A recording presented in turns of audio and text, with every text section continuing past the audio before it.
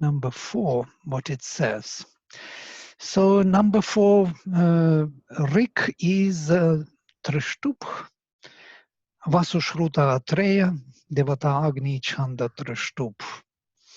And here Sri Aurobindo gives his introduction, the divine will, priest, warrior, and leader of our journey.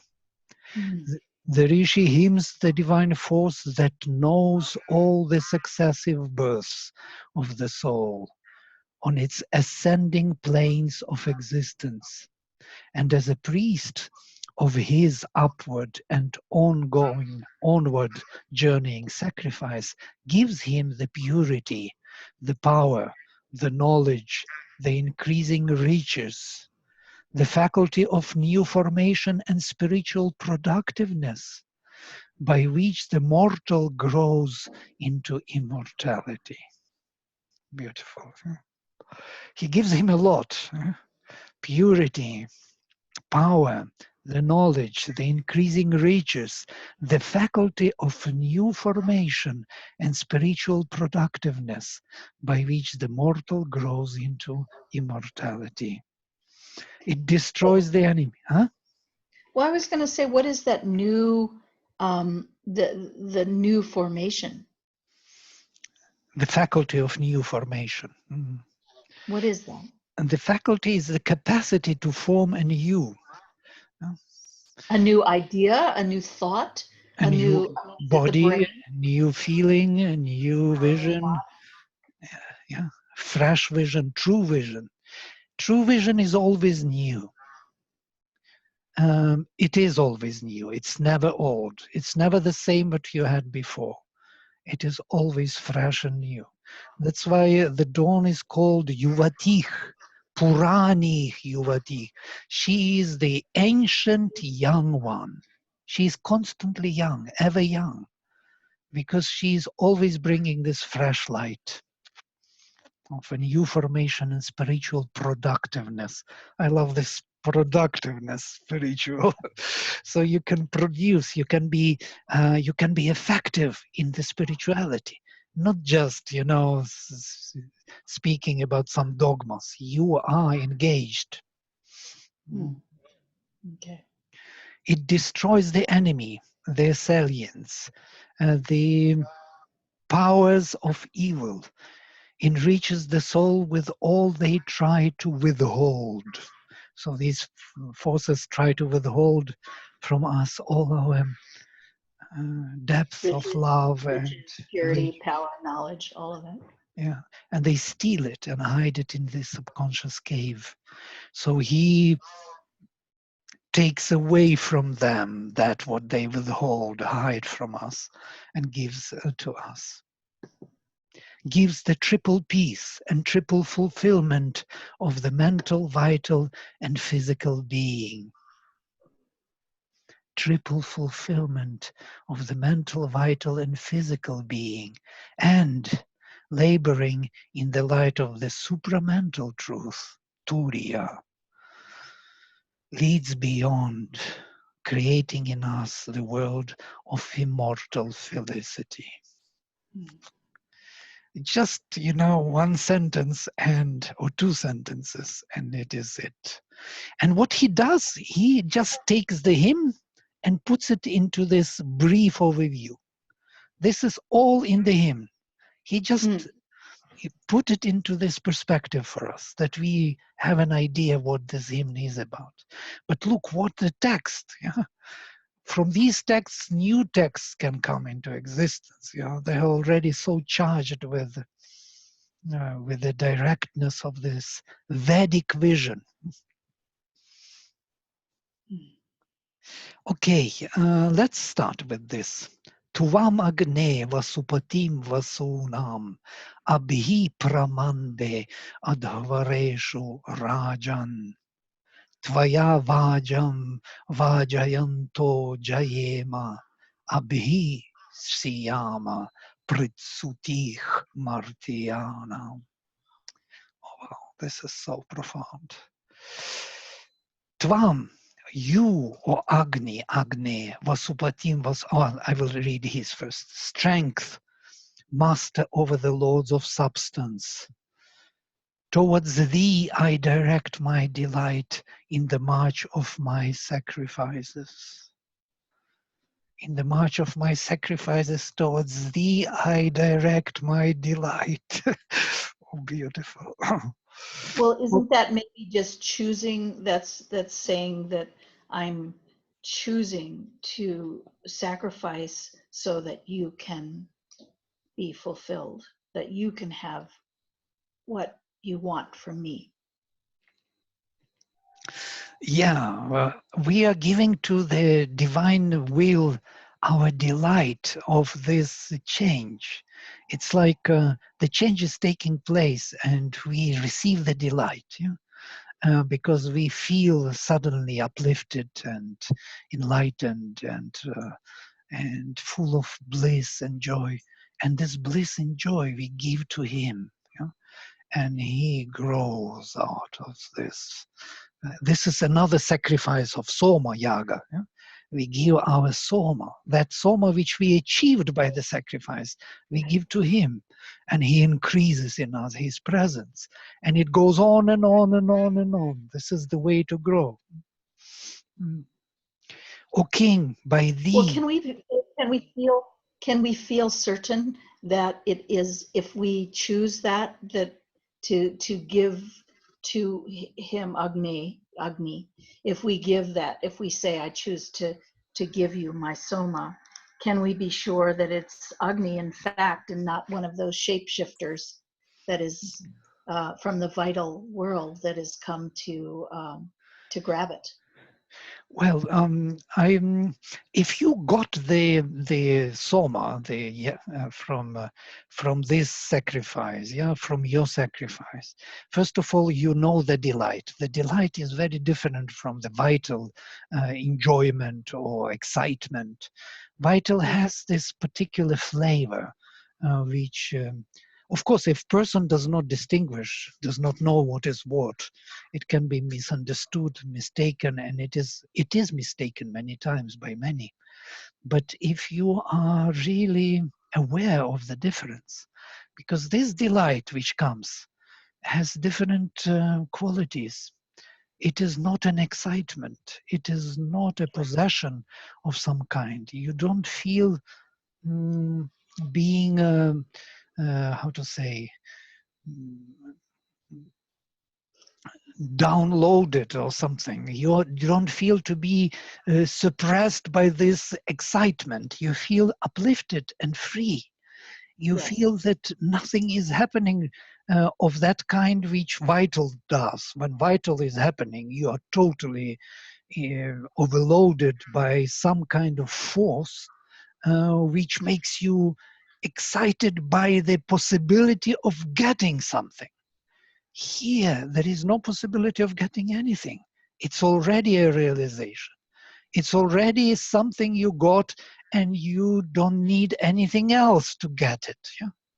You want it to stay and to grow. And that delight, if it is given to the force which created it, you can imagine. You know the force because it was there to make it in first place. So then it is quite certain in a way. Well, this is a new thought for me, this whole notion of the vital stealing your delight. And you did mention, and you used the expression that the vital uses the truth to cover the truth. And therefore, I mean, it would seem, because of that capacity that these vital forces seem to have, to be able to masquerade as the truth, that you could give your soma to something that maybe doesn't deserve it, or maybe that can't happen. Maybe This I'm can just happen. This can happen, and this happens, and this is a big failure. Yeah? If this happens, if the soma created by the divine will the delight is given to the selfishness or to the some desire to be realized and so on, it feels like you made a big blunder and mistake. It feels like you are falling into a pit of some kind, and it has its place, and many of us experienced it. I experienced it when. Mm, I don't want to share it, but I experienced a wrong, how to say, address a few times, and I can describe it. This is a very heavy um, consequence. If you, so heavy that you feel that you are going to lose the very thing for which you live. Yeah? And you are afraid that it will not come back. It's never so, because it always comes back. It is very merciful to us. It knows that our yes, the shortcomings and our nature is very weird. It knows it. Yeah? We did betray it many times, Yes. Right. and we are But it's going not to. irrevocable. It's not irrevocable. You can Of find your way course, back it to that. goes through it. These are the second half. We will speak about this. Pretsutich, this oppression of mortals, is taking place all the time, and they take over sometimes, or they redirect our sacrifice, and we lose it. We lose it. Yes, we lost it many times. So Hundred you times. have to be you Yes, have, that's that's why why the rishi is constantly, exactly. That's why he says what he says. Yeah, you he. have to keep asking, you have to keep very vigilant to make sure that each step is in the right, is in the right direction. And you have to keep asking for help for that, because it seems like the more you go in the direction of the light, the more you get prevailed upon by these forces. Right.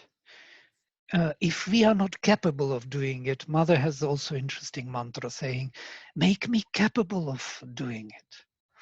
Uh, So we can ask even him to make us capable, and that's what rishis ask usually. Yes, make us strong, make us capable, lead us, yeah, and so on. Mhm. So let me finish the verse that it will be clear what it is about.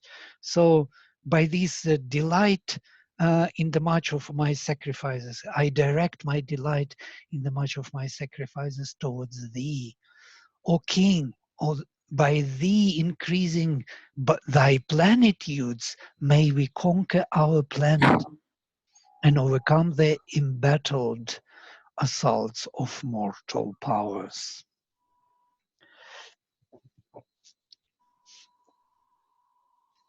So is it yagya that increases the plenitudes of Agni there? Or is it, I mean, go ahead. Yes, of course, of course. Without yajna, no, there will be no Agni coming.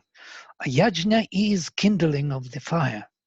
It is the divine will becomes in us awakened.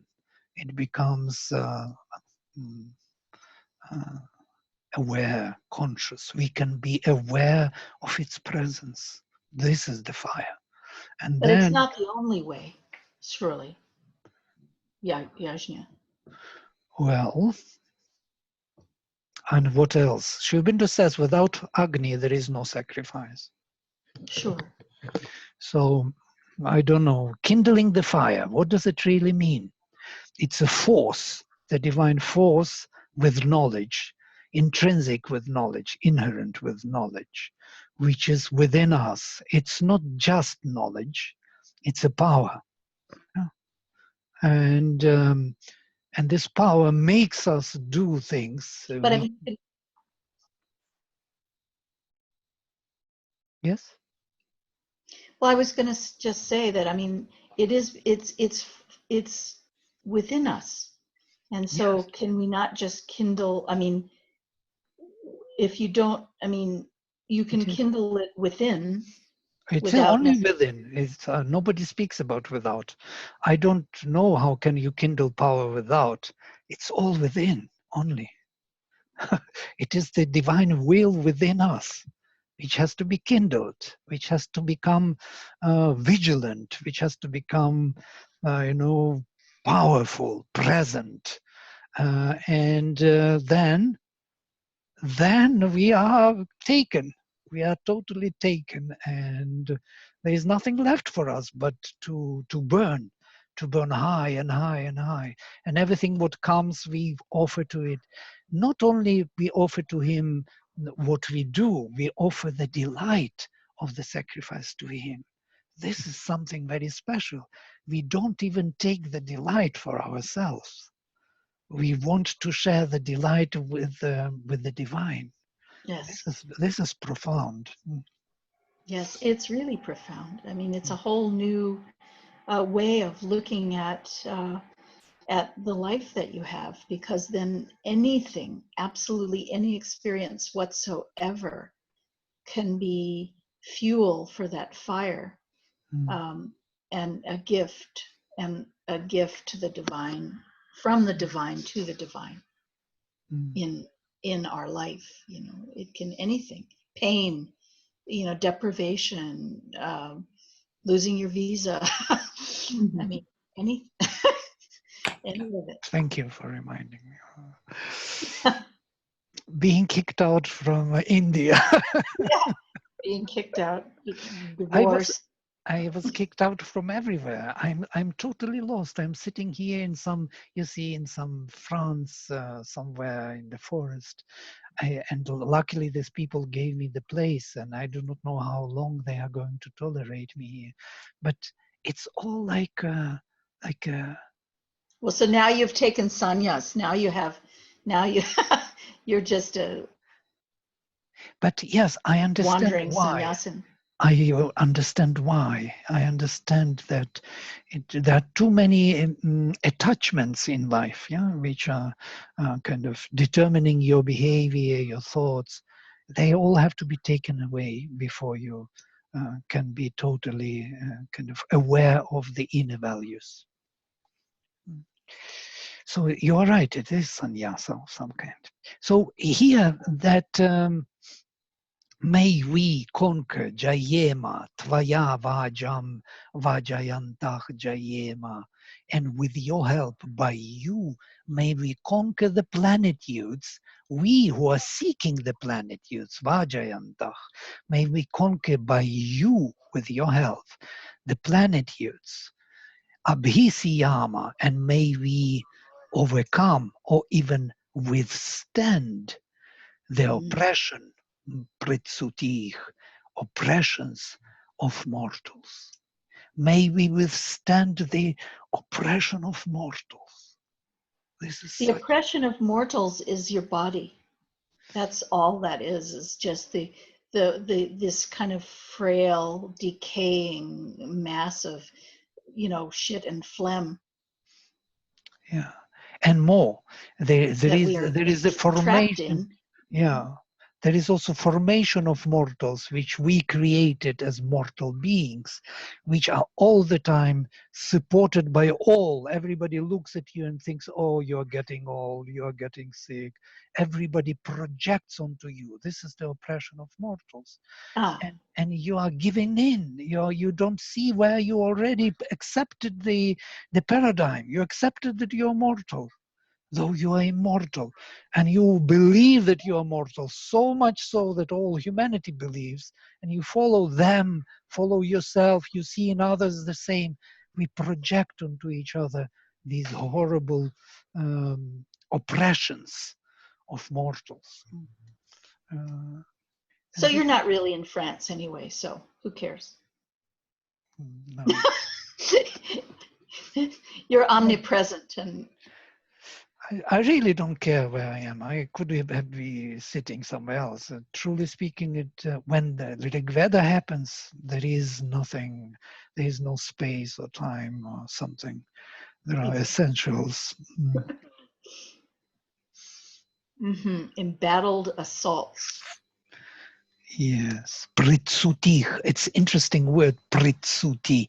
Here it is, hostile attack, Sayana trans, battle, strife. So an embattled assault would always have to do with duality. always, because you can't have a battle without an enemy. Right. And as long as you have an enemy, then you're seeing yourself versus another. You're seeing otherness, Right. or enmity. And it's even I mean, we all know better than that. We know better, and yet it's very you are facing the information coming through your senses all the time, which tells you that there is other. So maybe that's what the embattled assault is really, the way the information that is coming in through the senses, that is kind of trying to tell you that there's duality everywhere, and it's not wholeness, it's not complete, it's not total, and it's not immortal.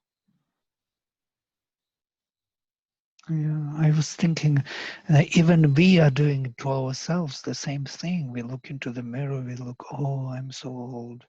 Oh, I'm so this and that. Oh, what happened to me? I am projecting onto myself the mortality. Um, it's weird, but I do this unconsciously, subconsciously, without thinking. It's automatic. This is the oppression of mortals. There was a very beautiful story by Nikolai Rörik. He was collecting stories, Buddhist stories from Tibet. And one was called Devasari Ubuntu. That was the name of the girl. So Devasari Ubuntu lived in the forest alone. She never lived with people. She never knew that people can be something there in the village. So she lived with flowers and with animals and with mountains and rivers. She had all these friends. She spoke to them. They came to her, and she lived like this a long time. And she didn't know how long she lived, actually. Until then, they came and told her, wow, you live so long. It's time to go. Then she knew that there was a time to go. Otherwise, and she turned into the stone, and that stone stays there in the mountains. And nobody knows about Devasarya Ubuntu. But the birds, the animals came to her and told her that this is time to go. There is a formation. There is somewhere somebody knows about coming and going. This is a very beautiful symbolic story. If you don't know that you are mortal, if you don't know about this oppression, if you don't make this projection, you may live, God knows when, how long we could live. I think we are really victims of this psychological projection. We believe in what we are. It's not biological. Biology can do much better. We make it, we restrain it by our projection. Anyhow, this is a new thought. I never had it before, so let us continue. But this phrase I always remember and refer to. Abhisyama pritsutir martiyanam. May we withstand the oppressions of mortals. May we overcome the embattled assaults of mortal powers.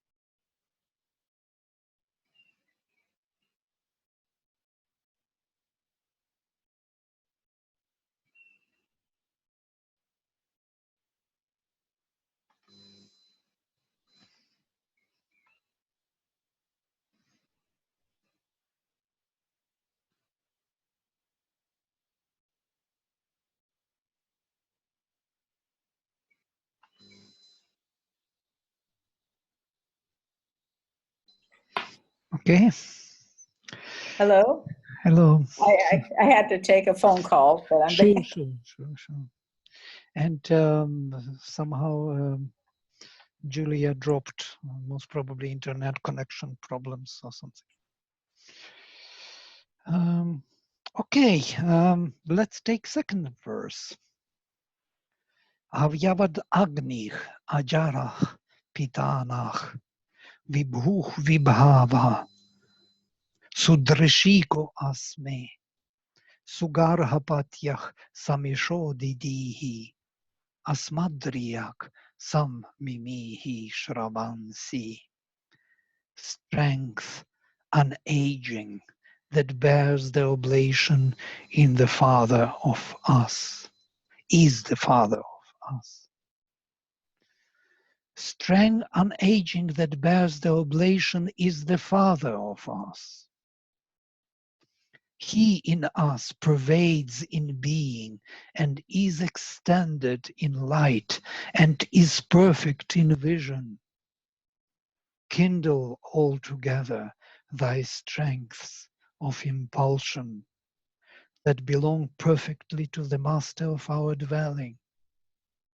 Form altogether thy inspirations of knowledge and turn them towards us. Beautiful.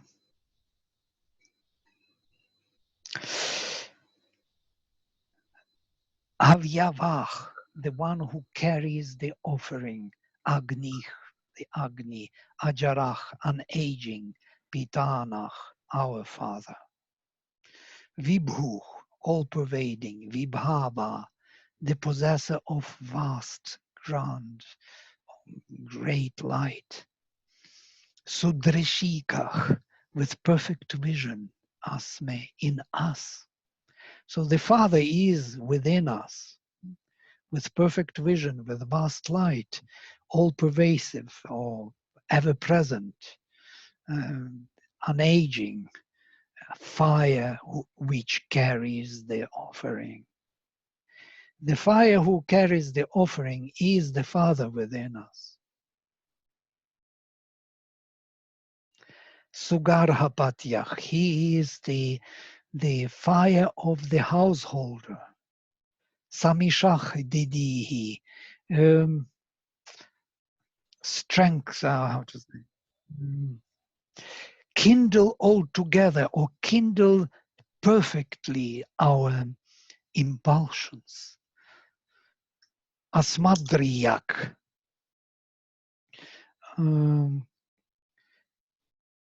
so to say, turn towards us. Sammimihi Shravamsi, form your inspirations of knowledge towards us. Make your inspirations towards us. Form altogether thy inspirations of knowledge and turn them towards us. So it's quite a continuation from the previous one. So here we know that he is the Father in us, but not the Father who is not engaged, but the Father who is carrying the offering. So it means that offering is doing something very special. It actually makes the connection between the inner and outer. It bridges the inner and outer consciousness. And that consciousness which is connecting both is actually the Father, the Purushottama. The consciousness which is beyond this world is not enough to be the Father. The consciousness which is only in this world is also not enough. But consciousness which has both poises, which unites both, is the Father within us.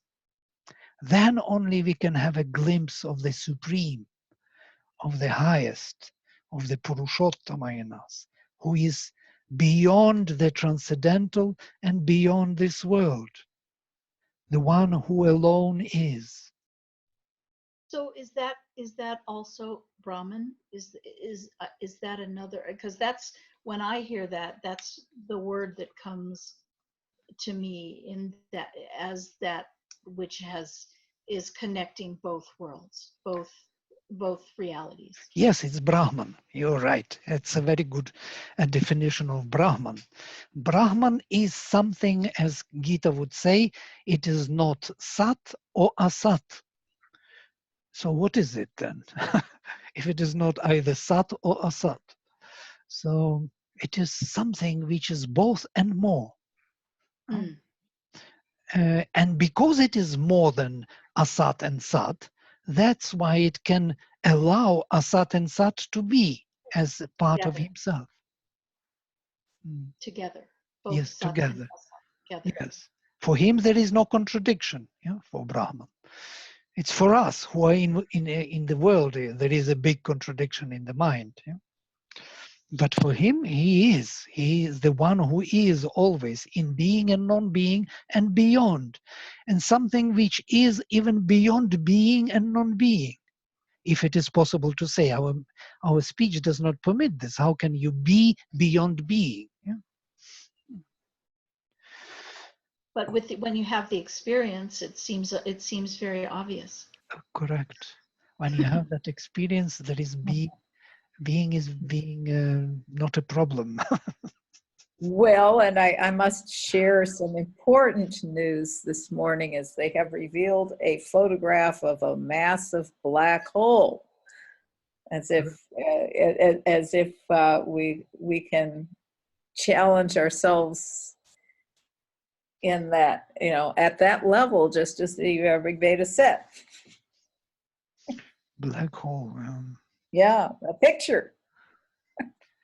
Somebody took a picture. Yeah. Some telescope. Yeah, these black holes, where do they lead? Yeah. They lead to the light, to the transcendental world, to the beyond. Right. So this is our Father. It's kind of amazing, yes? Strength unaging that bears the oblation is the Father of us, or in us. He in us pervades in being and is extended in light and is perfect in vision in us, the Divine Father. Kindle altogether thy strengths of impulsion that belong perfectly to the Master of our dwelling. Kindle these strengths of impulsion, these powers which bear knowledge, which are inherent with knowledge, impulses of the truth. So it's inherent, it's already there. It's a reality that always exists in all time, no matter what. But we have to somehow, we have the divine will, and then we have some value of that divine will in us always that has to be kindled. It has to be purified, and it has to be filtered, and it has to be massaged with the fingers and all of that in order to be able to bridge. Yes. Right. Yeah. And that's why Havyavach, the one who carries the offering is to be made. This is the bridge. This is the massage. Offering is the way to bring that inner being to our awareness here, and to make that connection, and to reveal that consciousness of the Father within us. Because he can be revealed only when there is transcendental and this world put together. Only then we can have this glimpse. As Isha Upanishad would say, Yastadveda, yeah? The one not by vidya and not by avidya, yes? But the one who knows both vidya and avidya, knowledge and ignorance, transcendental consciousness and this consciousness, together he gets that knowledge. it's not enough to have knowledge of this world. It's not enough to have knowledge of that world, transcendental. It must be bridged. And once it is bridged, you have the consciousness of the Father. Oh, brilliant. So is that Setumstara from Samaveda? I'm thinking of this Samaveda about the bridge, Setumstara. I don't know that. Vidyam cha yastadvedo bhayam saha. The one who knows vidya and avidya together, bhayam saha. Savidyayam rityum tirtva. He by knowledge crosses, or by ignorance crosses over the field of death.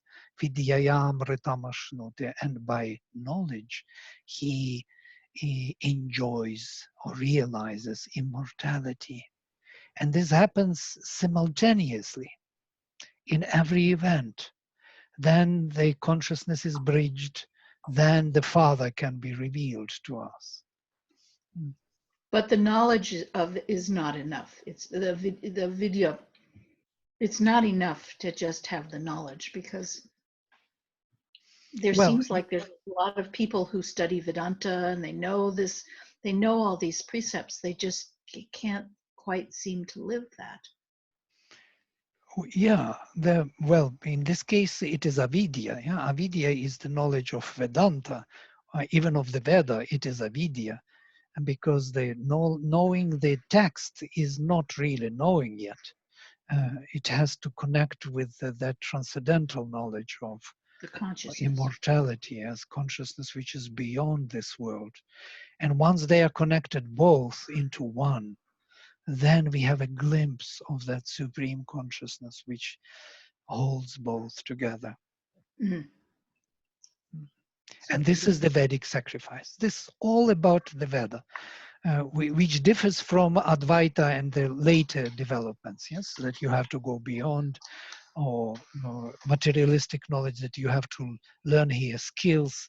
These are partial expressions of the one.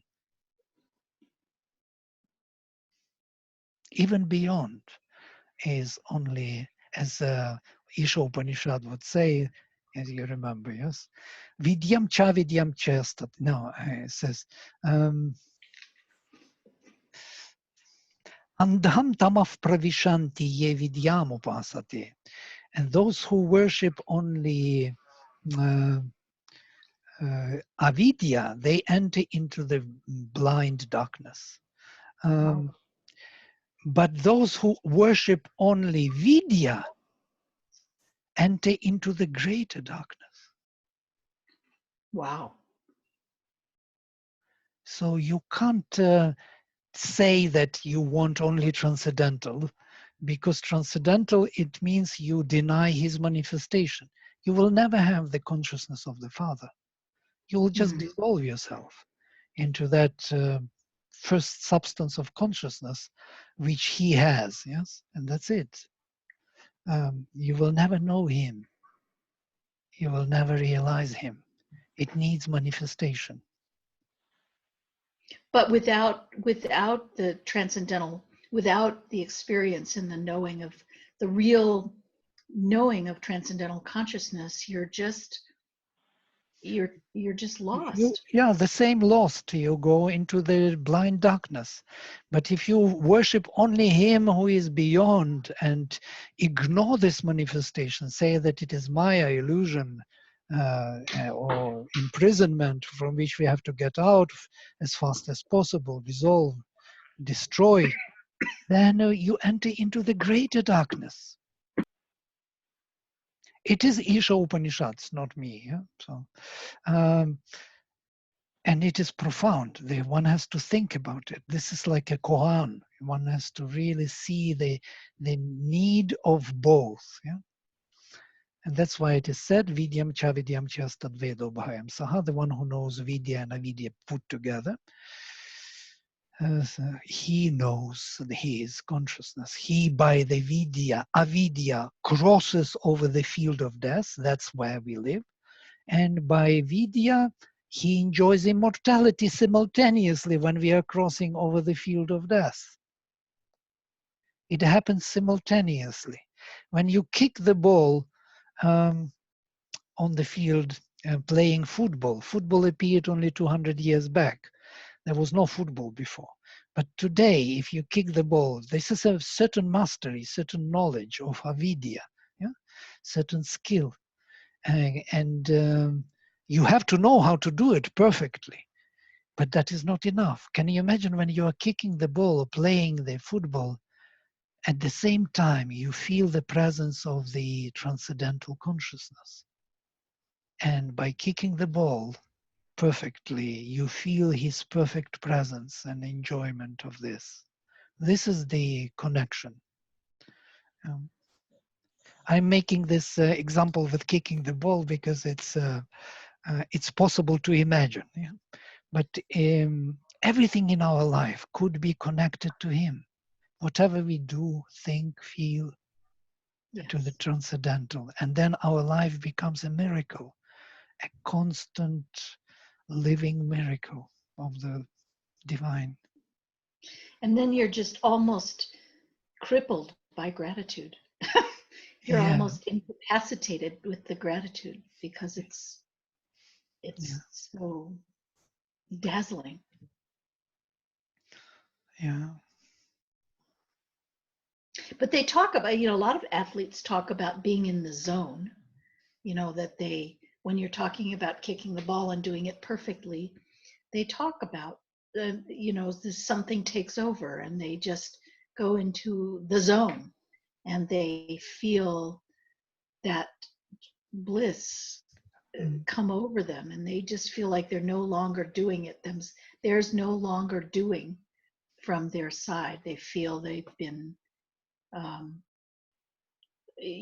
just consumed into or subsumed into this being.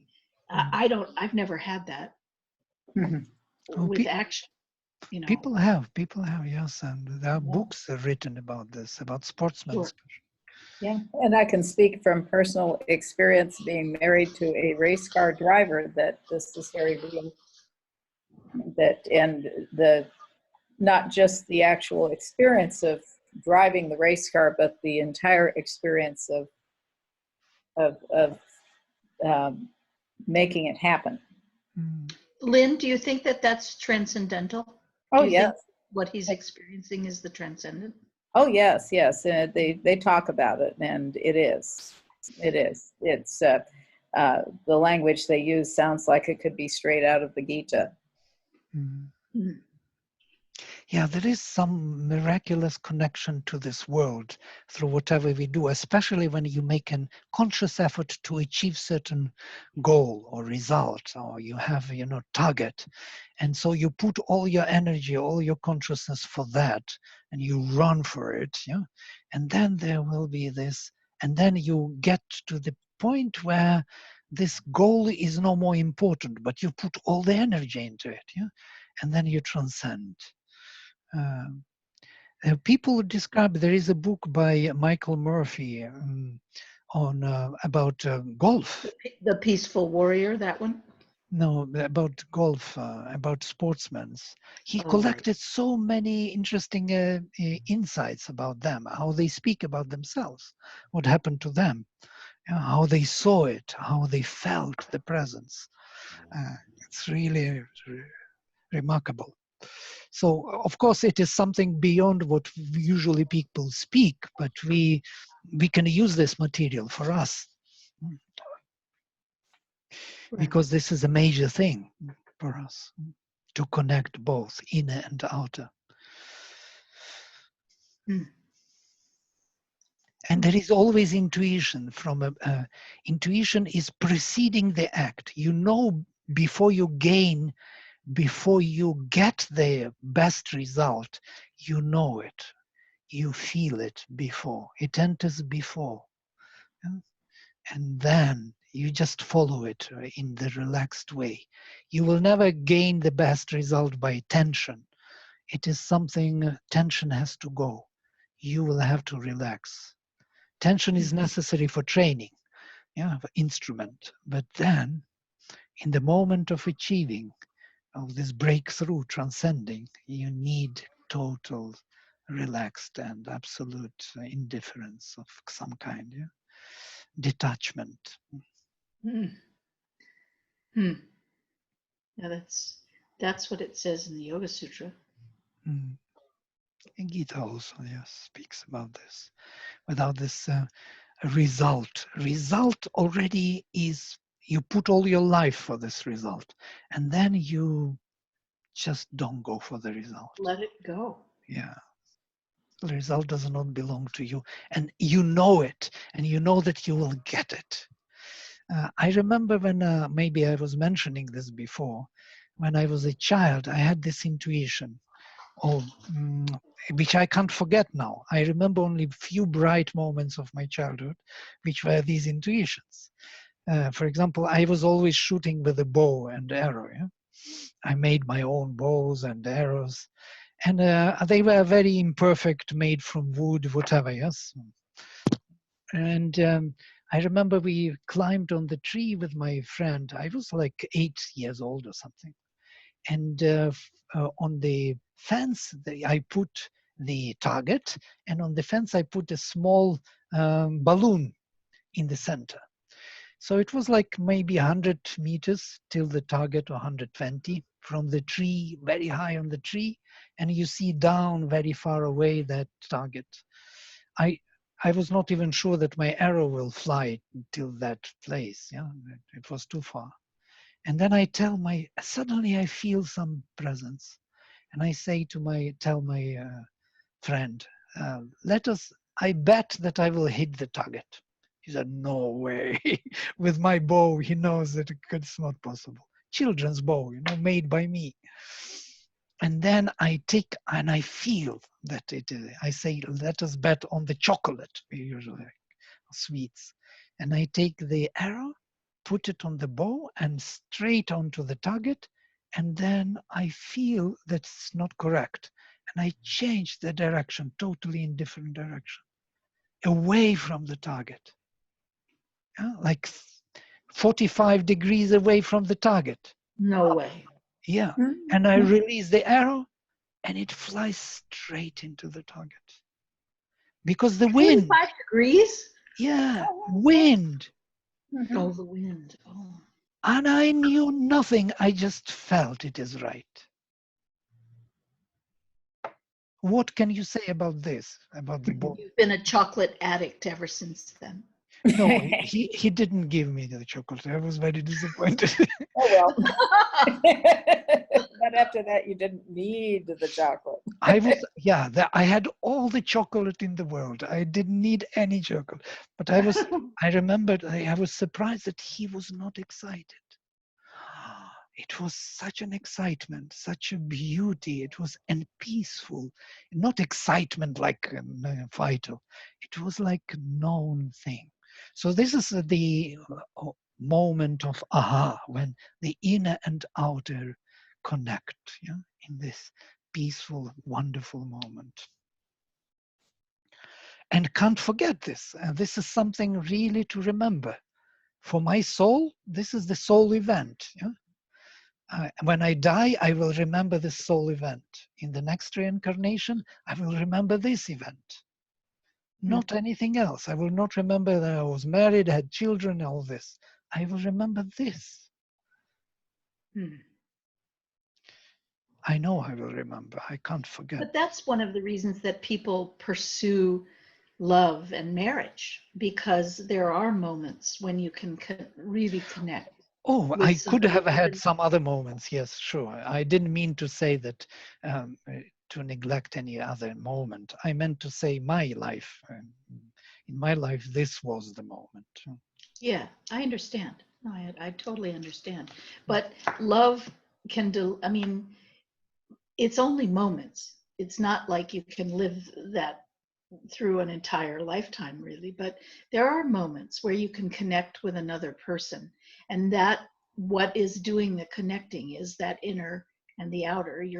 You're connecting with that same quality of eternal, that moment of, and when you can see it in another person, that's the outer, of course, and when you connect it to your own heart, that somehow those moments, they keep people pursuing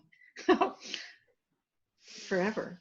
I hope it is like this. Maybe, yeah, love. Unfortunately, it is mixed up with other powers, Yeah, yeah, of course, of and course. because of that, it is not very clearly. But if there is true love, the real love, for which you can give your life, then that is the moment. Yes, it's like Yeah, Romeo and Juliet. You want to die, you don't want to stay, you want to go with the person. This is the moment. Yes, it's a big, big moment. Yeah. but I mean, just the possibility of that moment, you know, fuels all the other kind of stuff. Yeah. It fuels the pursuit throughout a whole lifetime. People can look for that. Mm. All right. So only 2 verses today. Okay, we can. Yeah. I talk too much. No, No, it's it's good. It gives me time to study study it and think, and I'm more of a beginner on the Vedas, so it gives me time to think and digest and listen. So it's fine. So the thing about this verse, the kernel in this verse is the Father. Um, in is us. the Father in us is that fire, and that our job is to kindle that fire. Yeah, by offering. By offering, we trigger in us the inner consciousness. Yes. Offering is nothing but trigger or connection, a bridge. Offering is a bridge to bring it in, to bring it out from within. This is what it is. This is a great insight. Avyavah, the one who carries the offering, is the Father within us. This consciousness. So That that's why offering is important. Yeah? yeah. Well, so is gratitude enough of an offering? Of course, it's another offering. Sri Krishna says, who gives me leaf or water or fruit or flower with love? Yes, this is to answer to your gratitude. Yeah, with gratitude. Gratitude is love, unconditional love. Gratitude is love. Right. It is, absolutely. Yeah. So I take that leaf. Why leaf? Why water? Because this is a physical object which will make a connection. Yeah? You're right. That's it. Nothing else. The connection of what? Of the inner coming out. Right. Brilliant. It's such an insight. I mean, it's just this Vedic vision is just so precise. It's so perfect. And I wish, I mean, how can I guess you can't really you can't spread that because somebody has to want it in order to invoke it, enliven it. But it's so, I mean, every time we read, like you said, only 2 verses. Look what was in those 2 verses. Look, Yeah, look, everything is there. Yes. everything was there. And if only, can we not teach this? But you can't actually, unless somebody comes and says, give this to me. I need this. This is what I need. Otherwise, you're giving it to people and they just think that it's nothing. Yeah. It's No, so it needs the carrier, yes. And once we are the carriers, then it is kind of kindled in us. It has to be kindled. Uh, it cannot be taken by the mind. It has to be kindled in the mind, in the vital, in the soul, in the being, in the body. The body has to feel this peace and joy and strength and light of knowledge. We feel like it's like the ocean of, washing away all the darkness and these clear waters, clarity, something very The clarity is unbelievable. And I keep thinking, look at Griffith, for example, who spent so many years um, diving into this knowledge, and you feel like he didn't get it. Well, it wasn't his purpose to get it by the kindling of the fire. He was a scholar. He was translating words, which is good enough, because it's a huge task. If you are not kindling, only just working with words is already purifying a lot of your consciousness. These words are purifying. They have power. Yeah, they do. Yeah, they do. Well, I mean, thank goodness we have Aurobindo's translation, because he actually invokes the juice. You know, he brings the actual nectar, the juice in the words. He does it for himself, so it's felt. He's looking for the answer. He doesn't want to translate only words. He looks for what it does to him, and from there we know what it does, what it can do to us. So this connection, these two languages, they help. And then you look at the verse original and you see it, and then you can see really much better than before. So we need this work with two languages. Otherwise, it's very complex. It's I don't think all we can do within Sanskrit, but then you have to have that vision or that attitude. All right. And if you have that attitude, that means there already has been a kindling. Right, before. So you can refer to it or remember it, and there was, yes, kindling before there, so you know the flavor, how it does.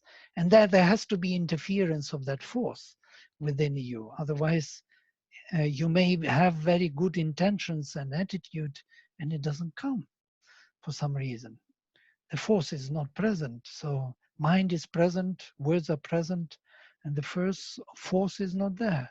So we depend on the presence of this power within us.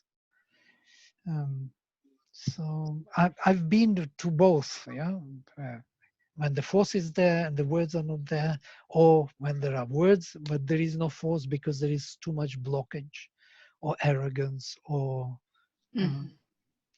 scholarship. Scholarship can block it very easily. Ego, yeah. Ego, yes, even scholarship, knowing things too much knowing is also a problem. Well, our too purpose is much knowing in that way it is ego. Yeah, maybe if sometimes it works, but sometimes it may block because yes, exactly. Then it triggers something like scholarship, to show off with. Instead of looking for answers, you're showing off.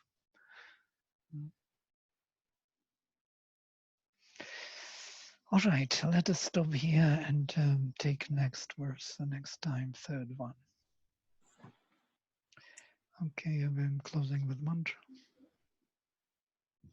Om Vang Me Manasi Pratishteta Mano Me Vachi Pratishthitam Aviravi Brahma Emi Vedasyama Ani Stha Shrutam Me Ma Prahasi Anena dhitena horatran samdadhami ritam vadishyami satyam vadishyami tanmam avatu tadvaktaram avatu mam avatu vaktaram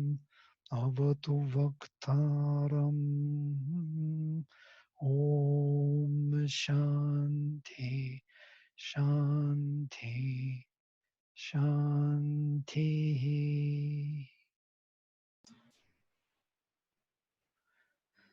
Shri Gurubhyo Namaha. Hari Om. Hari Om. Hari Om. Thank you so Yes, much. thank you. Thank you, Lynn. Yes, okay. So I'm not ready to start Sanskrit again yet, but I will let you know when. Okay. Okay. See you. Bye. And I will see you on Friday. Yes. See you. Okay. Thank you.